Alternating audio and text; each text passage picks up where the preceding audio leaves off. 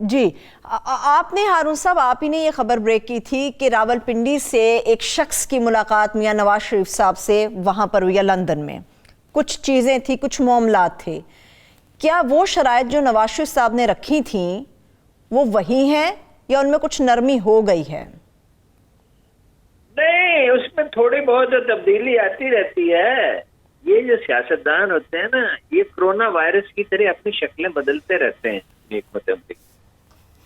تو وہ اس میں یہ تبدیلی تو ہے کہ وہ کہہ رہے ہیں کہ ہم تیار ہیں مفاہمت کے لیے، یہ میسیج تو وہ دے رہے ہیں بار بار.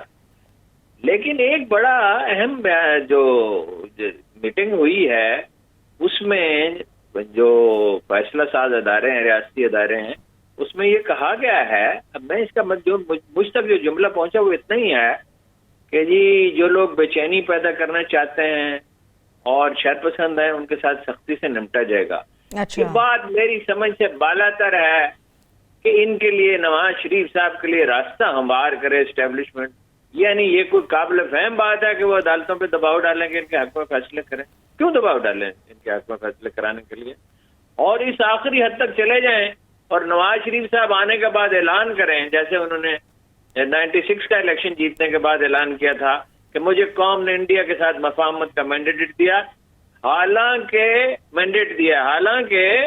پوری الیکشن کمپین میں انہوں نے کوئی ذکر ہی نہیں کیا تھا. اب یہ دو معاملے ایسے ہیں جس کا کوئی علاج نون لیگ کے پاس نہیں.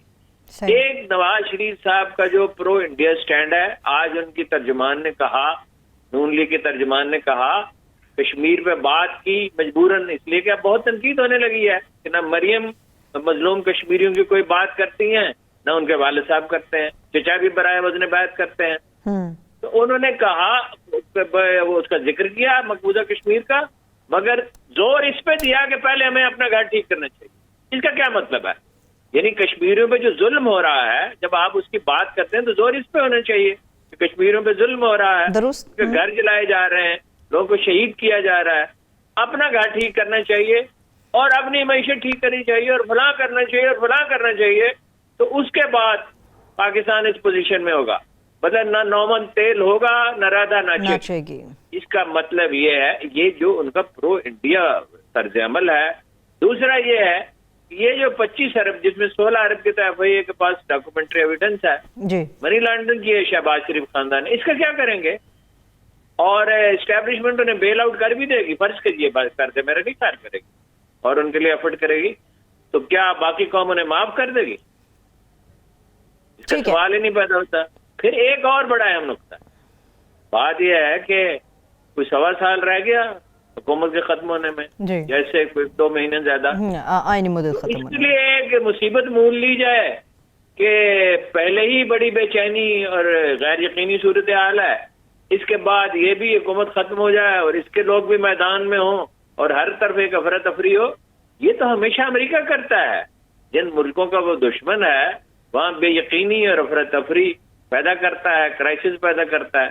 تو یہ کس کو سازگار ہے؟ اور یہ 5 سال پورے کریں، جیسے نون لیگ کی حکومت نے 5 سال پورے کیے. ہاں، آئینی مدت تو 5 سال کی ہے، وہ پوری ہونی چاہیے.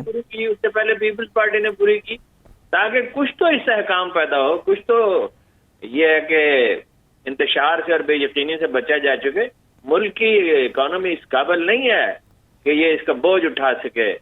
اب جو تھوڑا سا وقت رہ گیا ہے وہ پورا ہونا چاہیے اور بر وقت الیکشن ہونی چاہیے. بے چینی ان کی یہ بھی ہے کہ یہ اوورسیز پاکستانی کے ووٹ لے جائے گا عمران خان. بھئی آپ کیوں نہیں لے سکتے؟ سب سے بڑی پریشانی ہے. کون سا کارنامہ ہے؟ آپ جائیں ان کے پاس، منصوبہ پیش کریں اوورسیز پاکستانیز کو. آج کل یہ کوئی مشکل ہے؟ آپ یعنی الیکٹرانک میڈیا کے ذریعے، سوشل میڈیا کے ذریعے دنیا میں کتنے ذرائع ہیں، اب ہر شخص تک پہنچا جا سکتا ہے. اگر آپ کے پاس اکانومی کو بہتر بنانے کا کوئی منصوبہ ہے تو پیش کریں. وہ چیز پاکستانیز کے لیے کوئی پلاننگ ہے، کوئی اور چیز ہے، آپ لا اینڈ آرڈر بہتر کر سکتے ہیں، جرائم کی سطح کم کر سکتے ہیں، FBI کو ٹھیک کر سکتے ہیں، پولیس کو، عدالت کو بہتر بنا، عدالتی نظام کو بہتر بنا سکتے ہیں. جائیں اوورسیز پاکستانی کے پاس. اور اب دبے لفظوں میں کہہ بھی رہے ہیں کہ ان کو نمائندگی دی جائے اوورسیز پاکستانی. بالکل ایسا ہی ہے، کوئی منصوبہ ان کے سامنے پیش ہونا چاہیے. ٹھیک ہے ہارون صاحب، ایک معاملے پر شدید تعجب ہے تمام لوگوں کو جو سیاست سے تعلق رکھتے ہیں یا سیاست میں انٹرسٹ رکھتے ہیں، خاص طور پہ ہم تمام لوگوں کے لیے، صحافیوں کے لیے۔ شہباز شریف صاحب کہاں چلے گئے ہارون صاحب؟ اچانک سے خاموش کیوں ہیں؟ مریم صاحبہ کافی پیچھے تھیں، خاموش تھیں، اچانک سے وہ سامنے آئی ہیں اور ہٹ کر رہی ہیں معاملات کو لے کر۔ شہباز شریف صاحب کہاں ہیں؟ شہباز شریف صاحب یہی ہیں، یہ اسٹریٹجی کا حصہ ہے کہ کبھی وہ خاموش ہو جاتے ہیں، کبھی مریم خاموش ہو جاتی ہیں۔ آپ نے دیکھا نہیں پچھلے 2-3 برس میں کتنی دفعہ مریم نے ہفتوں مہینوں کی خاموشی اختیار کیے رکھی۔ اسی طرح نواز شریف صاحب خاموش رہے۔ آپ کو یاد نہیں ہے نواز شریف صاحب نے اپنی ضمانت کی درخواست ہی واپس لے لی تھی، پھر ایک وقت آیا، پھر انہوں نے ضمانت کے لیے کوشش کی، پھر اس کے لیے گفتگو ہوئی، پھر درانی صاحب نکلے، پھر ملے ان سے، پھر شرائط طے ہوئی، پھر ان کی ضمانت ہو گئی۔ تو یہ ان کی اسٹریٹجی کا حصہ ہے۔ شہباز شریف صاحب اپنے بھائی سے الگ نہیں ہیں، صرف یہ ہے کہ وہ یہ سمجھتے ہیں اور بھائی بات چیت کر کے راستے نکلنا۔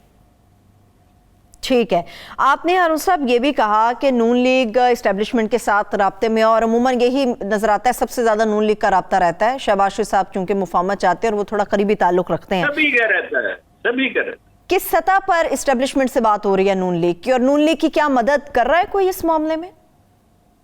دیکھیے یہ سمجھا جاتا ہے کہ ریاستی اداروں میں کچھ لوگ ایسے ہیں جو ان کے ہمدرد ہیں، اور مدد کتنی کر رہے ہیں یہ تو میں نہیں کہہ سکتا، ظاہر ہے اتنی رسائی تو کسی اخبار میں اس کی ہوتی نہیں۔ لیکن بات چیت کس سطح پر ہو رہی ہے ان سے ہارون صاحب؟ کوئی پیمانہ طے کر سکتے ہیں؟ بات چیت سب کو پتا ہے کس طرح۔ ٹھیک ٹھیک چلیے ہارون صاحب، ایک اور بڑا اہم معاملہ وہ یہ ہے کہ علیم خان صاحب نے استعفیٰ دے دیا۔ وہ کہتے کانفلکٹ آف انٹرسٹ ہے۔ آپ کوئی اندر کی بات بتائیں کہ کیا واقعی یہی بات ہے یا کچھ اور معاملہ ہے؟ اندر کوئی دیکھیے پوشیدہ بات تو نہیں ہے، لیکن اتنا سادہ معاملہ نہیں ہے۔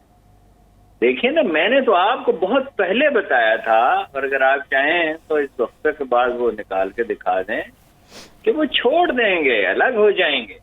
آخر انہوں نے جو اپنا کاروبار کو وسعت دی اور چینل خریدا اور بینک خریدنے کی کوشش کر رہے ہیں، اور کاروبار بھی ان کا منتقل ہو گیا ہے زیادہ تر لاہور کی بجائے اسلام آباد اور کراچی میں۔